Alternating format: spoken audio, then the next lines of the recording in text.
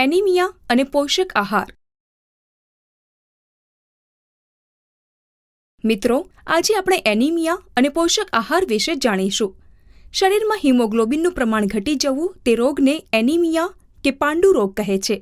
Haemoglobin એ આપણા લોહીની અંદર રહેલ રક્તકણોમાં આવેલું લાલ રંગનું દ્રવ્ય છે, જે પ્રાણવાયુ એટલે કે ઓક્સિજનનું વહન કરે છે અને શરીરના કોષો સુધી પહોંચાડે છે.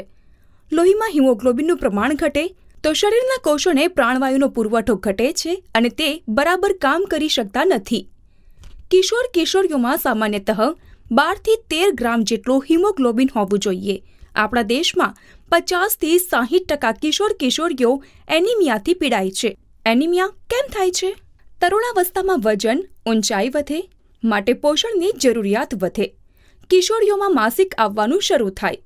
માસિકમાં દર માસે લોહી જાય, માટે લોહ તત્વની જરૂરિયાત વધે છે. આ સિવાય પૂરતો અને સંતુલિત ખોરાક ના લે, લોહ તત્વયુક્ત ખોરાકની ઉણપ, કરમિયા પડે, મલેરિયા કે વારંવાર તાવ આવવો, સિકલ સેલ એનિમિયા થાય, અકસ્માત વગેરે કારણોથી પણ શરીરમાંથી લોહી ઘટી જાય છે.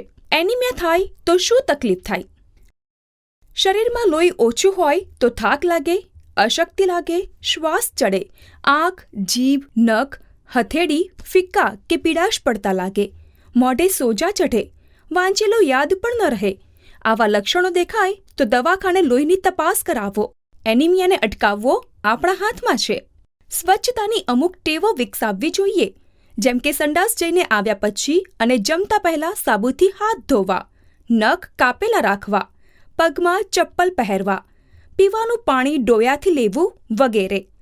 કારણ કે નખમાંથી, પગમાંથી કરમિયા પેટમાં જાય અને લોહી ચૂસી જાય.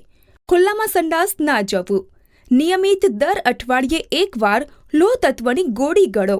શરીરમાં લોહીનું પ્રમાણ જાળવી રાખવા માટે લોહ તત્વયુક્ત ખોરાક લેવો જોઈએ, જેમ કે લીલા પાંદડાવાળી ભાજી જેવી કે તાંદળજો, અળવીના પાન, બાજરી, ગોળ, કાળા તલ, નાગલી, સિંગ ચણા ખાવા, આમળા, લીંબુ, જામફળ જેવા ખાટા ફળ ખાવા કે જેથી લોહ તત્વનું શોષણ સારી રીતે થાય. વારંવાર મલેરિયા થાય, સિકલ સેલ એનિમિયા હોય તો દવાખાને સારવાર લો.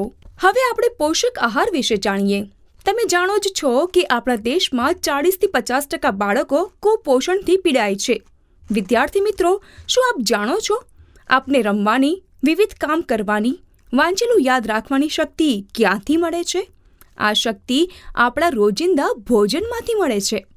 તમે હવે કિશોરાવસ્થામાં પ્રવેશી ચૂક્યા છો, એટલે શરીરના વૃદ્ધિ અને વિકાસ માટે તમને પોષક આહારની વધુ જરૂર છે. તો ચાલો ખોરાકના ઘટકો વિશે જાણીએ. આહારના મુખ્ય 6 ઘટકો છે: કાર્બોદિત પદાર્થ, ચરબી, પ્રોટીન, વિટામિન, ખનિજ ક્ષાર અને પાણી. આપણા શરીરમાં આ 6 ઘટકો હંમેશા પૂરતી માત્રામાં હોય તે આવશ્યક છે. આ ઘટકો આપણા શરીરમાં મુખ્ય 3 કાર્યો કરે છે. 1. કાર્બોદિત પદાર્થ અને ચરબી શક્તિ આપે છે. 2. પ્રોટીન શરીરનો ઘસારો પૂરો પાડે છે અને વૃદ્ધિ વિકાસ કરે છે. 3. વિટામિન રોગ સામે રક્ષણ આપે છે. કાર્બોદિત પદાર્થ આપણને અનાજ જેમ કે ઘઉં, જુવાર, બાજરી, મકાઈ, નાગલી અને તેમાંથી બનાવેલ રોટલી, રોટલા અને અન્ય વાનગીમાંથી મળે છે, જે શક્તિ આપે છે. એવી જ રીતે ચરબી કે જે તેલ, તેલીબિયા, ઘી, માખણ ખાવાથી મળે છે અને તેમાંથી પણ શક્તિ મળે છે. આપણને રમતા રમતા વાગી જાય તો છોલાઈ જાય, પછી અમુક દિવસે નવી ચામડી આવે, નવા કોષો બને. આ ઘસારો પ્રોટીન પૂરો પાડે છે. પ્રોટીન આપણને દૂધ, સોયાબીન, કઠોળ, દાળ, માછલી, ઈંડામાંથી મળે છે.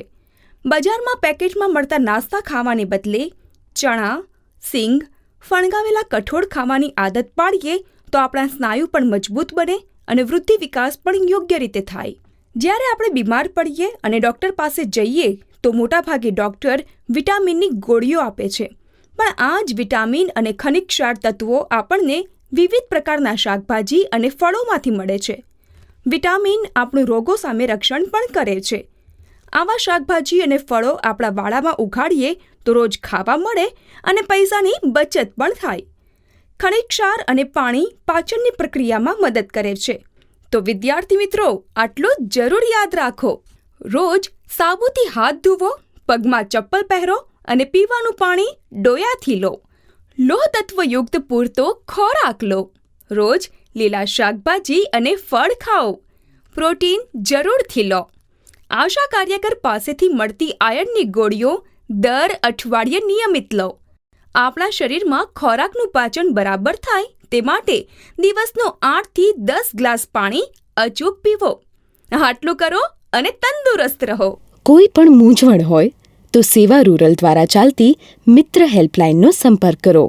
1800 120 2640.